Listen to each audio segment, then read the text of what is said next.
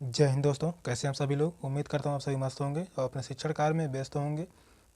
स्वागत है आप सभी का सीटेट जनवरी 2024 के एग्ज़ाम में। और आज हम करने वाले हैं प्रीवियस ईयर क्वेश्चन पेपर जनवरी 2021। जनवरी 2021 का प्रीवियस ईयर क्वेश्चन करेंगे, जो कि आपकी एग्ज़ाम के लिए बहुत ही महत्वपूर्ण है।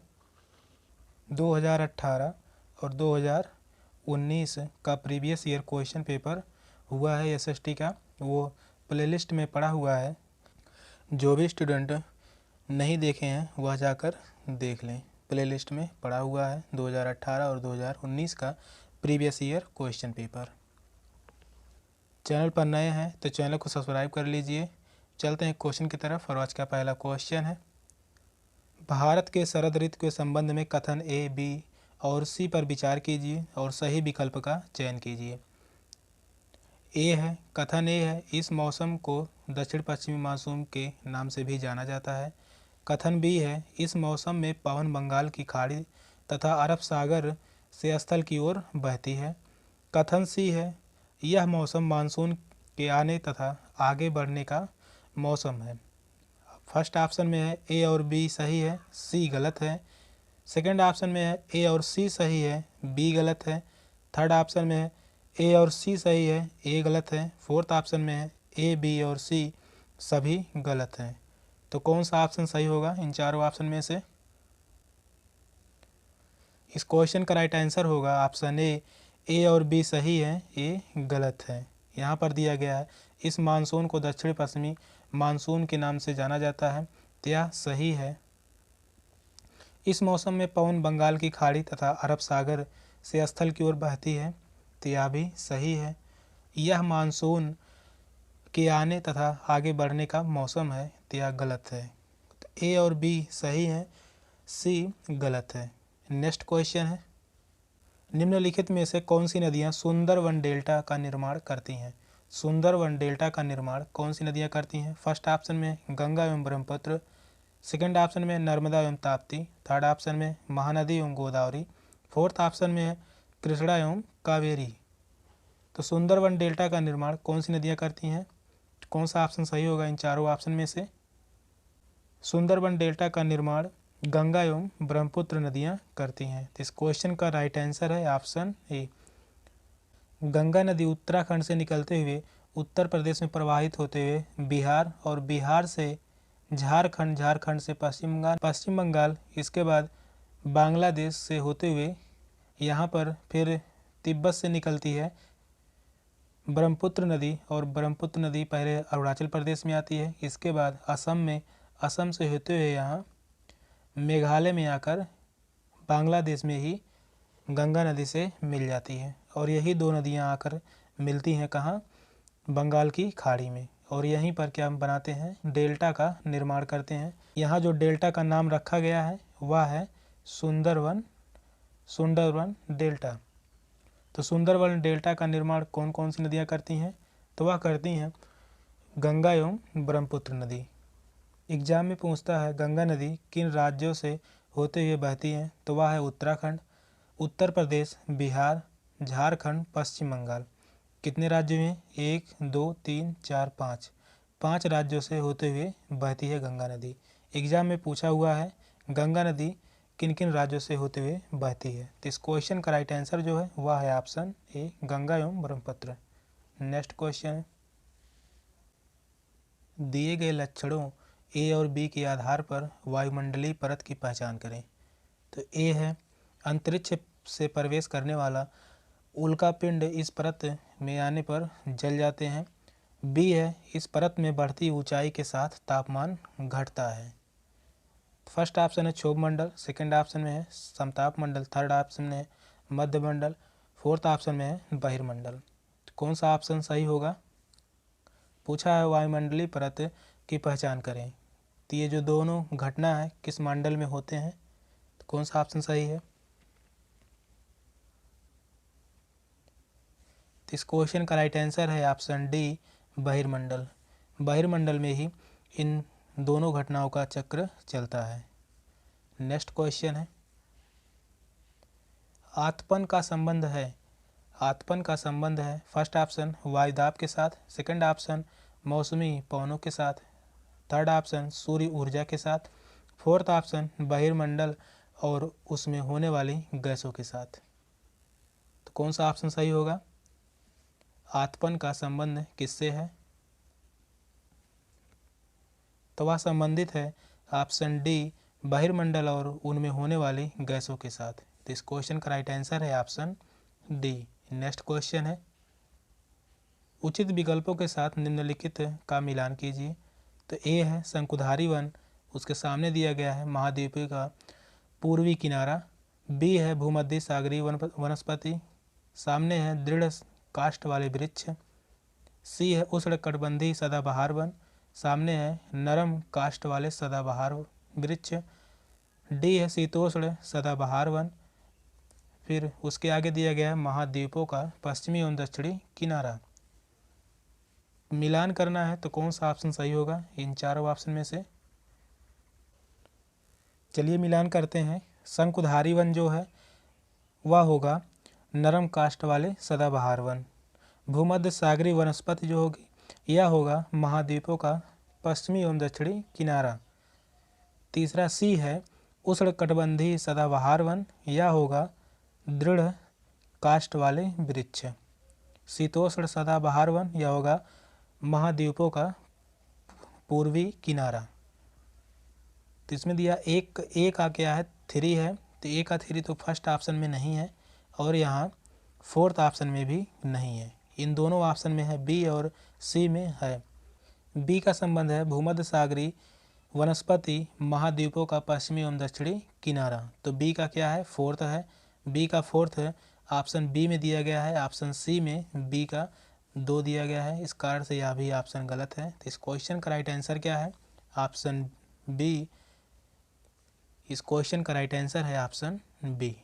नेक्स्ट क्वेश्चन है, दिए गए दोनों कथनों पर ध्यान दें और उचित विकल्प का चयन करें। कथन ए है सहारा रेगिस्तान एक समय में पूर्णतः हरा भरा मैदान था।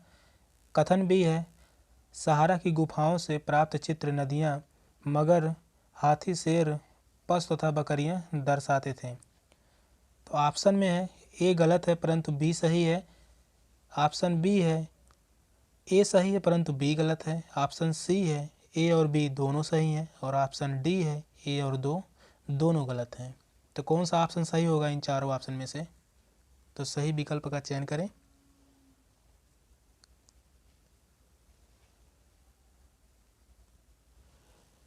तो सहारा रेगिस्तान एक समय पूर्णतः हरा भरा था, तो यह सही है। कथन ए सही है। कथन बी है सहारा की गुफाओं से प्राप्त चित्र मगरमच्छ, हाथी, शेर, पशु तथा बकरियां दर्शाते थे, तो यह भी सही है। तो इस क्वेश्चन का राइट आंसर होगा ए और बी दोनों सही हैं। तो इस क्वेश्चन का राइट आंसर है ऑप्शन सी। नेक्स्ट क्वेश्चन है, डॉल्फिन के बारे में दिए गए ए, बी और सी कथनों पर विचार कीजिए और सही विकल्प का चयन कीजिए।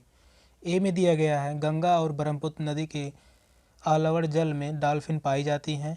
बी है डॉल्फिन अभयारण्य बिहार राज्य में अवस्थित है। सी है डॉल्फिन की उपस्थिति से जल की शुद्धता का पता चलता है। ऑप्शन में है ए, बी, सी तीनों सही हैं। बी है ए और सी सही हैं परंतु बी गलत है। थर्ड ऑप्शन में है बी और सी सही हैं परंतु ए गलत है।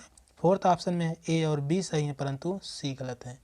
तो कौन सा ऑप्शन सही होगा इन चारों ऑप्शन में से? तो इस क्वेश्चन का राइट आंसर होगा ऑप्शन ए, बी और सी तीनों सही हैं। गंगा और ब्रह्मपुत्र नदी के आलवड़ जल में डॉल्फिन पाई जाती हैं, तो यह भी सही है। डॉल्फिन अभयारण्य बिहार राज्य में अवस्थित है, तो यह भी सही है। डॉल्फिन की उपस्थिति से जल की शुद्धता का पता चलता है, तो यह भी सही है। तीनों ऑप्शन सही हैं। नेक्स्ट क्वेश्चन है, बायोगैस अनिवार्य रूप से निम्न में से किनका मिश्रण है? फर्स्ट ऑप्शन मीथेन और कार्बन डाइऑक्साइड का, सेकंड ऑप्शन मीथेन और नाइट्रोजन का, थर्ड ऑप्शन मीथेन और हाइड्रोजन का, फोर्थ ऑप्शन मीथेन और हीलियम का। बायोगैस अनिवार्य रूप से किनका मिश्रण है? तो कौन सा ऑप्शन सही होगा इन चारों ऑप्शन में से? इस क्वेश्चन का राइट आंसर है मीथेन और कार्बन डाइऑक्साइड। बायोगैस जो है वह मिश्रण है मीथेन और कार्बन डाइऑक्साइड गैस का। तो इस क्वेश्चन का राइट आंसर है ऑप्शन ए। नेक्स्ट क्वेश्चन है, संसाधन के बारे में कथन ए और कथन बी पर विचार करें और सही उत्तर का चयन करें। ए है सभी संसाधनों का आर्थिक मूल्य होता है। बी है समय और प्रौद्योगिकी दो महत्वपूर्ण कारक हैं जो पदार्थों को संसाधन में परिवर्तित कर सकते हैं। ऑप्शन में दिया गया है ए गलत है परंतु बी सही है। सेकंड ऑप्शन में है ए सही है परंतु बी गलत है। थर्ड ऑप्शन में है ए और बी दोनों सही हैं परंतु बी सही व्याख्या करता है ए की। फोर्थ ऑप्शन में है ए और बी दोनों सही हैं परंतु बी सही व्याख्या नहीं ए की।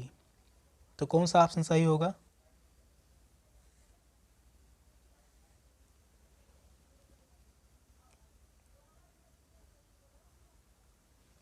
तो इस क्वेश्चन का राइट आंसर होगा ऑप्शन ए गलत है परंतु बी सही है। सभी संसाधनों का आर्थिक मूल्य होता है, तो यह बात गलत है। समय और प्रौद्योगिकी दो महत्वपूर्ण कारक हैं जो पदार्थों को संसाधन में परिवर्तित कर सकते हैं, तो यह सही है। तो ए गलत है परंतु बी सही है। तो इस क्वेश्चन का राइट आंसर है ऑप्शन ए। नेक्स्ट क्वेश्चन है, निम्न में से ऊर्जा के परंपरागत स्रोत के समूह की पहचान कीजिए। फर्स्ट ऑप्शन है खनिज तेल प्राकृतिक गैस ईंधन। सेकंड ऑप्शन में है कोयला ईंधन बायोगैस। थर्ड ऑप्शन में जल विद्युत भूतापीय ऊर्जा ज्वारीय ऊर्जा।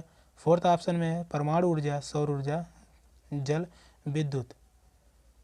तीन में से कौन ऊर्जा के परंपरागत स्रोत के समूह है, तो वही पहचान करना है। तो कौन सा ऑप्शन सही होगा? तो प्राकृतिक जो गैस है या संसाधन है वह है खनिज तेल है, प्राकृतिक गैस है और ईंधन है। इस क्वेश्चन का राइट आंसर जो है ऑप्शन ए है। नेक्स्ट क्वेश्चन है, प्राकृतिक संसाधनों के प्रकार को उनके वर्गीकरण के साथ मिलान करें।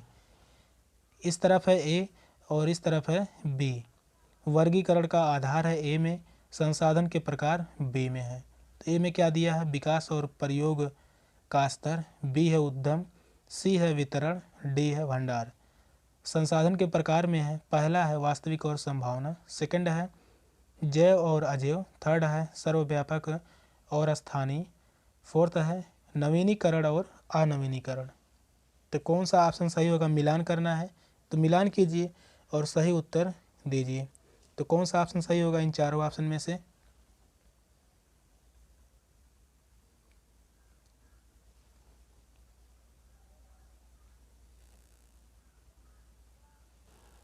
तो इस क्वेश्चन का राइट आंसर होगा ऑप्शन ए। विकास और प्रयोग का स्तर जो है वह है वास्तविक और संभावना। उद्यम जो है जैव और अजैव है। वितरण है सर्वव्यापक और स्थानीय है। भंडार जो है नवीनीकरण और अनवीनीकरण। तो इस क्वेश्चन का राइट आंसर जो है ऑप्शन ए है। नेक्स्ट क्वेश्चन है, कथन ए लगभग 12,000 साल पहले भारत में कई क्षेत्रों में गर्मी बढ़ने के कारण घास वाले मैदान बनने लगे। बी है हिरण बारहसिंगा बकरी भेड़ और मवेशी जैसे जानवरों की संख्या बढ़ी। ऑप्शन में क्या दिया गया है? ए सही है किंतु बी गलत है। और ऑप्शन बी है ए गलत है किंतु बी सही है। ऑप्शन सी है ए एवं बी दोनों सही हैं परंतु ए का कारण बी है। फोर्थ ऑप्शन में है ए एवं बी दोनों सही हैं किंतु ए का कारण बी नहीं है। तो कौन सा ऑप्शन सही होगा इन चारों ऑप्शन में से?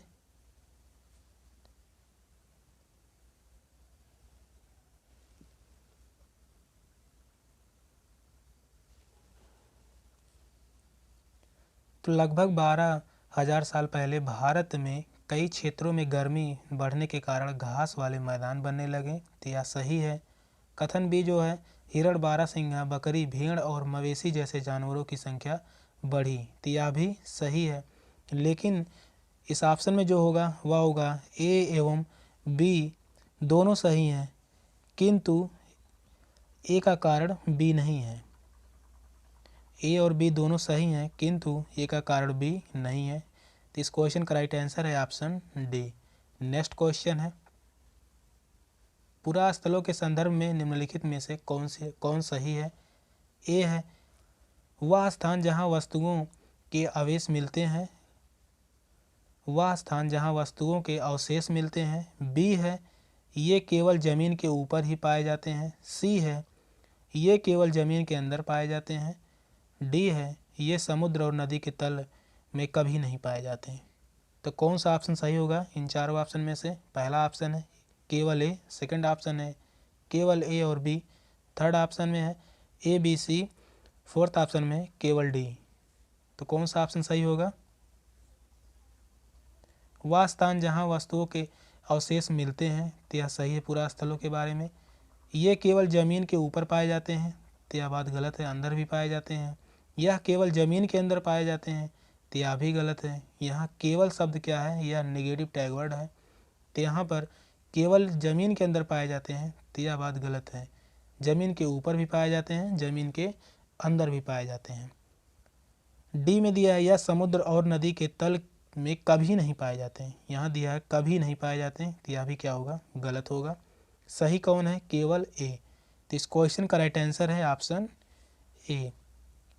नेक्स्ट क्वेश्चन है,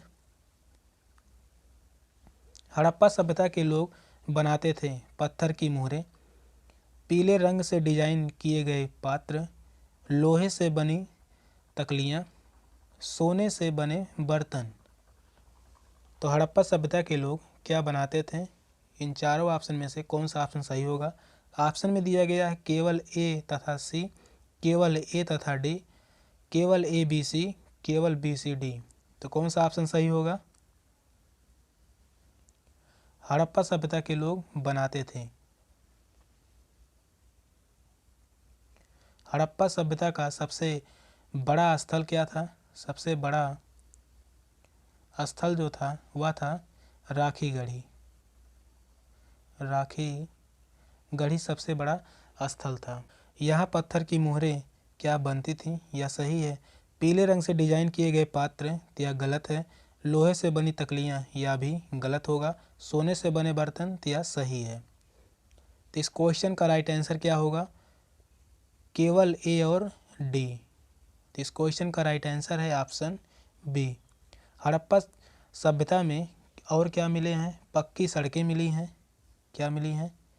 पक्की सड़कें मिली हैं।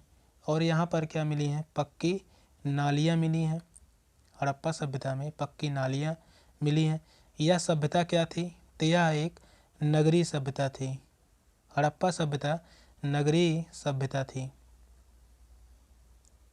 नेक्स्ट क्वेश्चन है, एक महापाषाण कब्र में 2 कंकालों के अवशेष थे। इन दोनों में से महिला के कंकाल का अनुमान लगाने हेतु देखना होगा। तो हड्डियों की संरचना, कंकाल के साथ मिले आभूषण, कंकाल के आकार, कंकालों के साथ मिले खाना पकाने के बर्तन। तो कौन सा ऑप्शन सही होगा? यह दिया गया है एक महापाषाण कब्र में 2 कंकालें के अवशेष थे। इन दोनों में से महिला के कंकाल का अनुमान लगाने हेतु देखना होगा। तो इनमें से कौन सा सही होगा जो कि यह दर्शाए कि यह महिला का कंकाल है? तो कौन सा ऑप्शन सही होगा?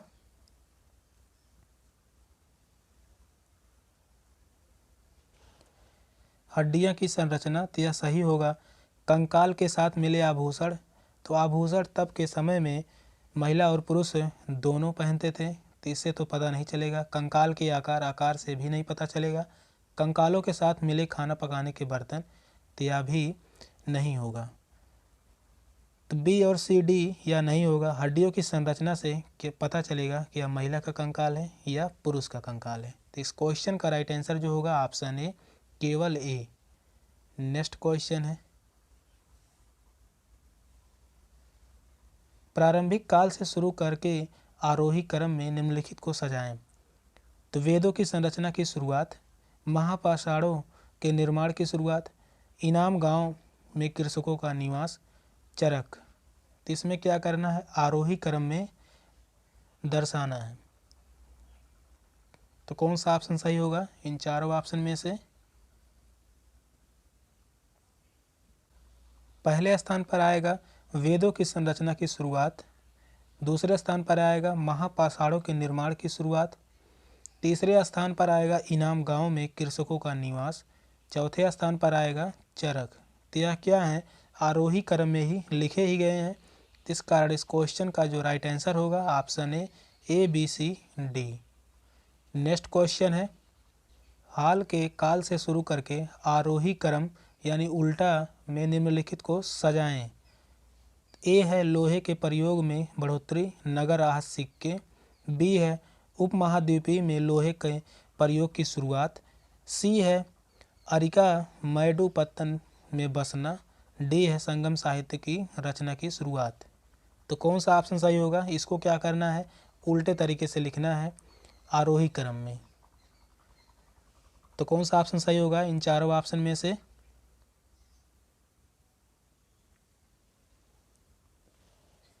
इसमें जो होगा पहले क्या आएगा, उल्टे क्रम में जो आएगा वह सबसे पहले जो आएगा अरिका मैडू पत्तन में बसना। इसके बाद क्या होगा, दूसरे नंबर पे होगा संगम साहित्य की संरचना की शुरुआत। तीसरे नंबर पे होगा लोहे के प्रयोग में बढ़ोतरी, नगर आहत सिक्के। और चौथे नंबर पे जो होगा उपमहाद्वीपीय में पहले लोहे के प्रयोग की शुरुआत। उपमहाद्वीपीय में लोहे के प्रयोग की शुरुआत या क्या आएगा चौथे नंबर पर। तो कौन सा ऑप्शन सही होगा? तो पहले जो आया है सी आया, दूसरे पर डी आया है।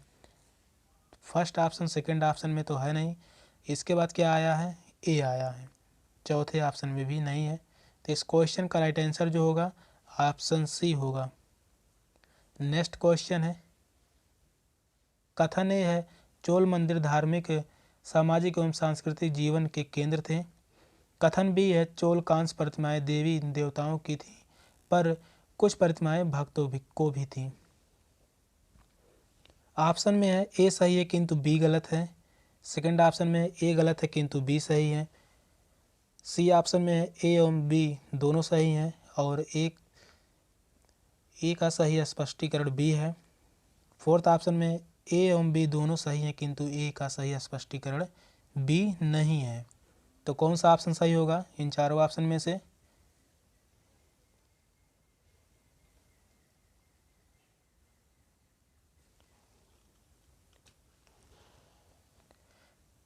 फर्स्ट कथन में दिया है चोल मंदिर धार्मिक, सामाजिक एवं सांस्कृतिक जीवन के केंद्र थे, तो यह सही है। चोल कांस्य प्रतिमाएं देवी देवताओं की थी, पर कुछ प्रतिमाएं भक्तों को भी थी, तो यह भी क्या है, सही है। इस क्वेश्चन का राइट आंसर जो होगा वह होगा ऑप्शन डी, ए और बी दोनों सही हैं किंतु ए का सही स्पष्टीकरण बी नहीं है। तो इस क्वेश्चन का राइट आंसर होगा ऑप्शन डी। नेक्स्ट क्वेश्चन है, कथन ए है दिल्ली के सुल्तानों के समय तवारीख के लेखकों ने जन्मसिद्ध अधिकार और लिंग भेद पर आधारित आदर्श समाज व्यवस्था बनाए रखने की सलाह दी। कथन बी है उनके विचारों से सारे लोग सहमत थे। तीन चारों ऑप्शन में से कौन सा ऑप्शन सही है दोनों को कथनों को देखते हुए? तो कौन सा ऑप्शन सही होगा?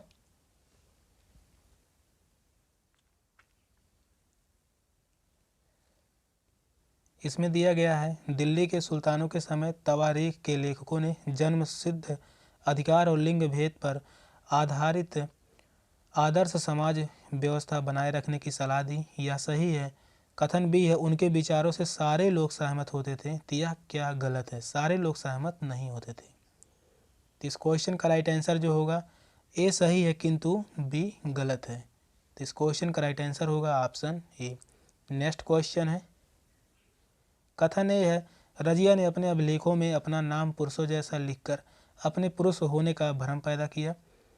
कथन बी है तवारीख के लेखकों ने सामाजिक तथा लिंग भेद के आधार पर बनाकर तर्क दिया कि पुरुष स्त्रियों की तुलना में श्रेष्ठ होते हैं।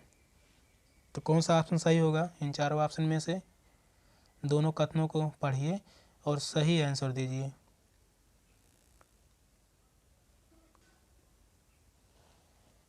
तो यहाँ पर दिया है कथन है रजिया ने अपने अभिलेखों में अपना नाम पुरुषों जैसा लिखकर अपने पुरुष होने का भ्रम पैदा किया, तो यह गलत है, उसने ऐसा कोई अभिलेख नहीं लिखवाया था। कथन बी है तवारीख के लेखकों ने सामाजिक तथा लिंग भेद के आधार पर बनाकर यह तर्क दिया कि पुरुष स्त्रियों की तुलना में श्रेष्ठ हैं, पुरुष जो हैं वह स्त्रियों की तुलना में श्रेष्ठ हैं, तो यह सही है, बी सही है। तो इस क्वेश्चन का राइट आंसर क्या होगा? ऑप्शन बी होगा, ए गलत है किंतु बी सही है। तो इस क्वेश्चन का राइट आंसर है ऑप्शन बी। सेशन का यह लास्ट क्वेश्चन था। आगे क्वेश्चन कल होगा। क्वेश्चन कैसे लगे कमेंट में ज़रूर बताइएगा। चैनल पर नए हैं तो चैनल को सब्सक्राइब कर लीजिए। मिलते हैं फिर अगले वीडियो में, तब तक के लिए बाय बाय, टेक केयर, जय हिंद।